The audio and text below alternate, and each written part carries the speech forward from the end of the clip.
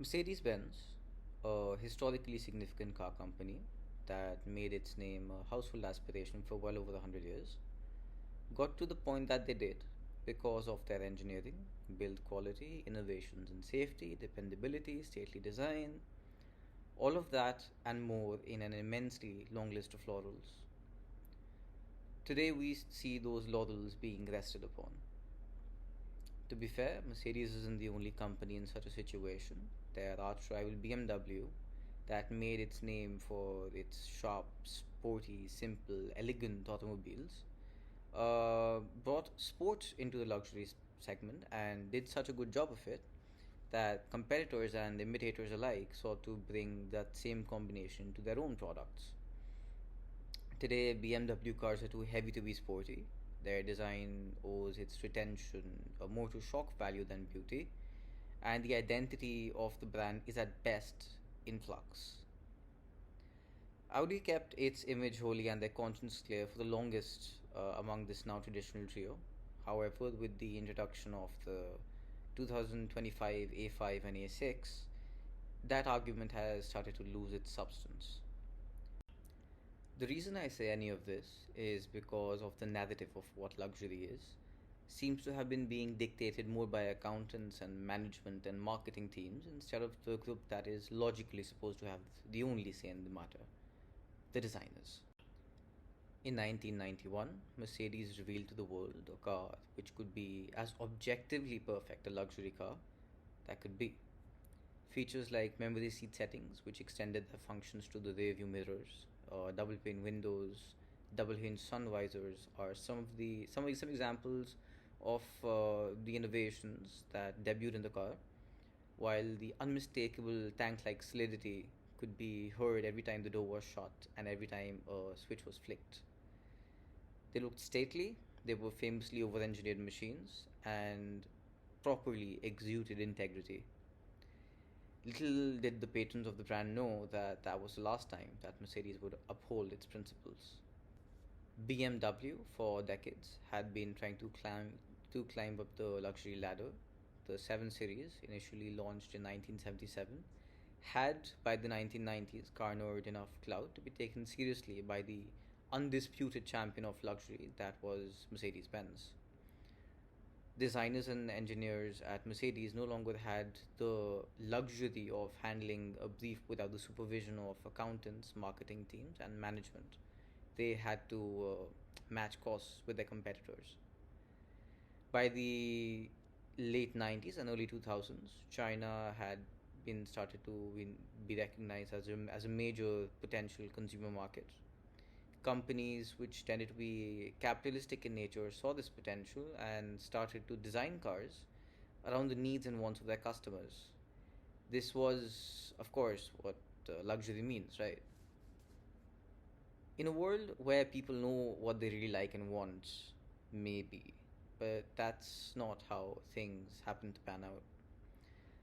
Luxury cars today are famous for being ugly, unreliable, impractical, and often shamelessly idiotic, making them undeserving of the title of luxury. And here are some cases in point. The gimmicks, interior lighting, which is imposed onto the design and then justified it by saying that they provide information. Well, if the information that they provide is stuff like if you change the temperature on your climate control, it's informing you about what you are doing. If I were faced with the argument that it confirms your actions, well, you could have achieved the same by twisting a physical knob, like you would get that tactile feedback. And then, of course, you have brands that want to cut costs, and not really think about what they're doing, take everything out of the dashboard, put it into a screen, and call it minimalism and charge you a premium for it. Land Rover. Um, then we come to power tailgates. Now, again, they're slow and expensive and heavy and more prone to braking compared to a gas strut. And they solve no real practical purpose. Then you've got subscriptions. Exploitation is back. Very 20th century style. BMW tried to do this in 2020, faced backlash, and swept the case under the rug. and 4 years later they've decided to come out with it again. Then we have shocking design as opposed to beautiful design in a market where every car brand and every single model wants to be distinctive. They do so by making styling choices that gain attention more than appreciation. Cases in point is genuinely everything that's coming out of Germany right now. Speaking of fake vents, I'll take a minute what to say about this, because you see, even while writing the script, I cringed so hard. It took me a couple of minutes before I could figure what to say about this. So I'll talk to the car companies right now instead of, you viewers who aren't working in car companies. Dear car companies, vents are for airflow. If you slap on some plastic inside them, they are no longer functional, which means that you've paid your suppliers some extra money to incorporate a feature which, in addition to being ugly and insincere, is also useless. And of course, the self-respect for should reduce. Um, as far as now, as had been being predicted since the late 2000s, Chinese car companies have reached an unignorable level of quality, innovation, and substance. And yes, that includes perceived build quality as well. The manufacturing prowess of the country has been able to drive volume so high and cost so low that the value proposition is ever increasingly difficult for the Europeans to match. The Germans, who seem to be undecided on the future of mobility, they're doing petrols at one day, hybrids another day, electric the third, not knowing or possibly not realizing that every single market in its different geographical and power contexts will need different sources of energy, and they're just going to have to work with that. But since the future isn't really clear yet, they're possibly doing what they can to bide their time and just sell whatever they can for as long as they can. They're making tertiary screens that will never be used, climate controls that can't be used, and feature subscriptions that can be used but only if you allow yourself to be financially exploited by your car company. There was a time where, you know, British cars were the epitome of luxury. This is, the mid mid 20th century. You had companies like Rover and Jaguar. And Jaguar in particular had this one algorithm for dictating what luxury is. Um, Summarized very beautifully in three words, it was space, pace, and grace. And we really just get pace these days, if we do at all. The British, having had the empires that they did, had an idea of what luxury was. The idea of luxury wasn't that you click something on a button or the screen, woo, high tech, and something happens. It was the British were used to butlers. The butler was supposed to know what you wanted, and the thing was taken care of before you knew that something needed to be taken care of. The German cars, for at least over the decade, have been, doing technology for the sake of technology and passing that off as luxury. And I would be surprised if that's how they actually genuinely see luxury, because the markets that they were catering to, like China, for example,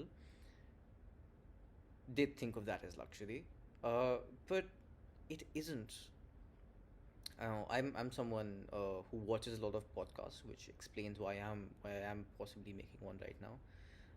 I watched this autocar podcast, which was talking about luxury brands and what are they doing. What are they doing in the way that it's like India being a value conscious market. I mean, like, yes, we definitely care about price and fuel economy, not as much as we used to a few years ago. But despite that, the customers are like, okay, fine, I have the badge, I have this three pointed star or BMW logo or whatever, but what else? I mean, just as valid is the argument with, luxury fashion brands, which say that okay, luxury fashion brands aren't for the rich, but they're for people who want to pretend to be rich. It's really the same thing because luxury car makers are also giving you features that you don't need or want for space that isn't enough as brands from their sister brands. Like for example, if I am to get, let's say, an Audi A4 or a Skoda Superb, I mean, like, fine in the Indian context. It doesn't. It's not really apples and apples because they're subject to different taxes, taxes and so on and so forth. Um, the Skoda Superb is larger. It's on the same platform. It's arguably more comfortable because again, it's larger. It has a bigger boot, and that that reiterates the question about what luxury is. Is it the is it just the badge, or is it the actual grace and space and pace and actual car taking care of you and being dependable and nice to you? In which case, the Skoda Superb is far more luxurious than Mercedes could ever be at this point, or BMW, or Audi even. In summary, luxury cars in general aren't what they used to be. Um, the Germans were chasing the Chinese yuan. The Americans have pulled out their products from everywhere except their own market. The Chinese brands are developing their own idea of luxury, floating it to the rest of the world, and the rest of the world isn't very fond of the idea because their luxury costs less, can cost less, because of it's cheaper to make cars in China and copyrights and so on and so forth. Things like those aren't really issues. The manufacturing and development costs are obviously more expensive in Europe. Costs don't match. You're getting true innovation, uh, good new technologies from China. And well, if the Europeans keep on working this way, they're going to go the same way as the British car industry, which, as we now know, doesn't really exist. Um, the Japanese are doing an excellent job. And to be fair, you know what? A company like Hyundai or Skoda, both of which were um, ridiculed in the early 2000s for being the cheap, bad, budget brands, and it's like an immense series of jokes about how unreliable, badly styled, um, badly built they were, and look at them now. Possibly because they had a point of, I mean, like, definitely because they had a point to prove. But the point is that when it comes to objective reality, when you leave the argument of the badge or heritage,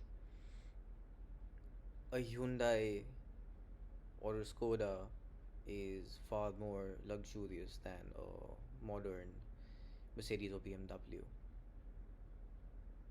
I'll leave you on that. Bye. Like, share, subscribe.